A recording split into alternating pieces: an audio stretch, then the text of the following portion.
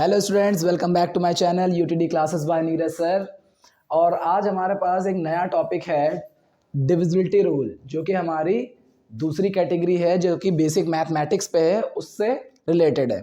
तो आज हम लोग सीखेंगे डिविजिबिलिटी रूल। एक्चुअली ये डिविजिबिलिटी रूल किस लिए यूज़ किया जाता है?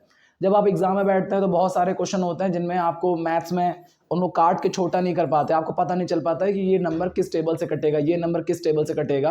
तो यही चीज़ जानने के लिए हम लोग ये चीज़ बेसिक सीखते हैं।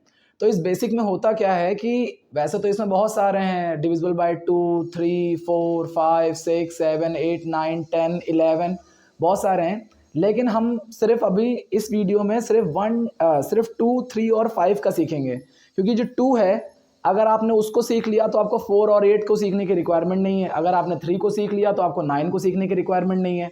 ठीक है, तो इस तरह से बहुत सारी चीज़ें जो बेसिक आपके सबसे ज़्यादा इस्तेमाल होने वाले नंबर्स हैं, उसमें 2 आता है, 3 आता है और 5 आता है। तो देखिए, सबसे पहले शुरू करते हैं। डिविजिबल बाय 2 कैसे होता है? Last digit should be 0, 2, 4, 6 and 8। अगर किसी नंबर के लास्ट में 0 आ रहा है, 2 आ रहा है, 4 आ रहा है, 6 आ रहा है या 8 आ रहा है, तो वो पूरा नंबर 2 से कट जाएगा। चलिए देखते हैं। एग्जाम्पल में मान लीजिए एक नंबर है 12, एक नंबर है 24, एक नंबर है 36, एक नंबर है 48, एक नंबर है 60। इन सभी नंबर्स के लास्ट में देखिए, यहाँ पे 2 आया है, 4 आया है, 6 आया है, 8 आया है, 0 आया है। तो यहाँ पे तो 0, 2, 4, 6, 8 जितने भी नंबर होते हैं वो क्या होते हैं? वो 2 से डिविजिबल होते हैं। चेक करके देखते हैं। लाइक आपको 48 को काटना है तो 48 को 2 से डिवाइड करेंगे, 2 2 ज़ा 4, पूरा पूरा कैंसिल, 4 2 4 ज़ा 8, पूरा पूरा कट गया। किसी और नंबर से काट के देखिए, सपोज यहाँ पे 32 से काटेंगे तो 2 3 ज़ा 6, और जो लास्ट में यहाँ 0 बच जाता है वो कहाँ लग जाता है? आंसर में। तो ये पूरा पूरा क्या हो जाएगा? कैंसिल। इसका मतलब है कि अगर जिन नंबरों के लास्ट में 2 आता है, 4 आता है, 6 आता है, 8 आता है, 0 आता है, वो सारे नंबर 2 से डिविजिबल होते हैं। नेक्स्ट है आपके पास में डिविजिबल बाय 3। अब डिविजिबल बाय 3 कैसे काम करता है? यहाँ पे काम करता है check sum of all digits divisible by 3। हमारी जो नंबर दी होगी उस नंबर के सभी डिजिट का अगर हम सम कर दें, सम मतलब ऐड कर दें, और उसके बाद हम उसको चेक करें कि वो 3 से कट रहा है कि नहीं कट रहा है। अगर पूरी सभी डिजिटों का टोटल 3 से कट जाएगा तो वो होल नंबर, वो पूरा नंबर भी 3 से कट जाएगा। जैसे फॉर एग्जांपल आपके पास एक नंबर है 36।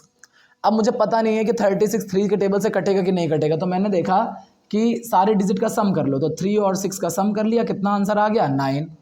अब हमें देखना है, चेक करना है कि जो 9 है वो 3 से कटता है कि नहीं कटता है। बिल्कुल कटता है। 3 1 ज़ा 3, 3 2 ज़ा 6, 3 3 ज़ा 9। क्योंकि ये 3 के टेबल से पूरा पूरा कटता है तो ये नंबर भी 3 के टेबल से पूरा पूरा कटेगा। एक और एग्जांपल आपके पास, सपोज 7 to 9।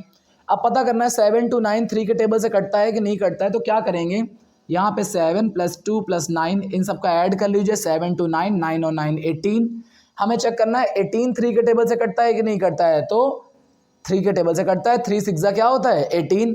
क्योंकि ये नंबर 3 से कटता है तो ये पूरा नंबर भी 3 से डिविजिबल हो जाएगा। ओके, लास्ट है आपके पास में डिविजिबल बाय 5।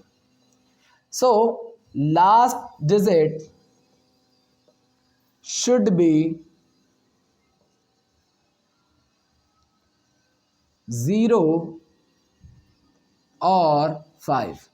अगर किसी नंबर के लास्ट में 0 आ रहा है या 5 आ रहा है तो वो नंबर जो है 5 से पूरी तरीके से डिविजिबल हो जाएगा। जैसे फॉर एग्जांपल 25, 40, 65, 105 ETC। इन सभी नंबरों के लास्ट में, जैसे यहाँ पे एक 0 कर लीजिए, कोई दिक्कत नहीं है।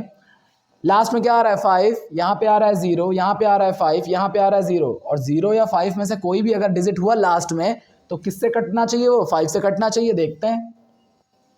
जैसे 40, 5 के टेबल से डायरेक्ट कट जाता है, 5 8 ज़ा 40। यहाँ पे देखिए 65, 5 के टेबल से चेक करके देखेंगे, 5 1 ज़ा 5, बचा 1, 5 नीचे आ जाएगा, 5 3 ज़ा 15। देखिए पूरा पूरा कट गया। तो इसका मतलब क्या है कि अगर किसी के लास्ट में 0 आएगा या 5 आएगा तो वो नंबर 5 से कट जाएगा। तो स्टूडेंट, जैसा कि आपने देख लिया, अब देखिए, अगर आपने 2 का डिविजिबिलिटी रूल लर्न कर लिया है या आपको पता है, तो आपको 4 और 8 का सीखने की कोई रिक्वायरमेंट नहीं है। क्यों? क्योंकि अगर आप किसी नंबर को 4 से काट सकते हैं तो उस नंबर को आप 2 से भी काट सकते हैं। अगर आप किसी नंबर को 8 से काट सकते हैं तो आप उसको 2 से भी काट सकते हैं। तो यानी कि 4 और 8 को सीखने की कोई रिक्वायरमेंट नहीं है। उस तरीके से 3 की बात की जाए, अगर आप किसी नंबर को 9 से काटना चाहते हैं तो आप 9 से तो काट सकते ही हैं, साथ ही साथ आप उसको 3 से भी काट सकते हैं। तो आप 3 से ही काटिए, 9 से काटने की कोई रिक्वायरमेंट नहीं है आपको।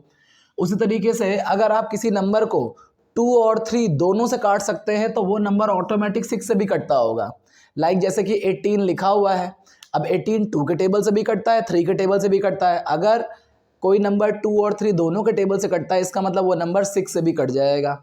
तो इस तरीके से पता चल रहा है हमें कि 2 का, 3 का, 4 का, 5 का, 6 का, 7 का, 8 का और 9 का, ये सारे के सारे डिजिटल रूल जो है सिर्फ इन 3 मेन बेसिक से आते हैं। अगर आप ये 3 बेसिक लर्न कर लेंगे, इनको समझ लेंगे, तो आपको किसी भी नंबर के डिविजिबिलिटी में आपको प्रॉब्लम नहीं होगी।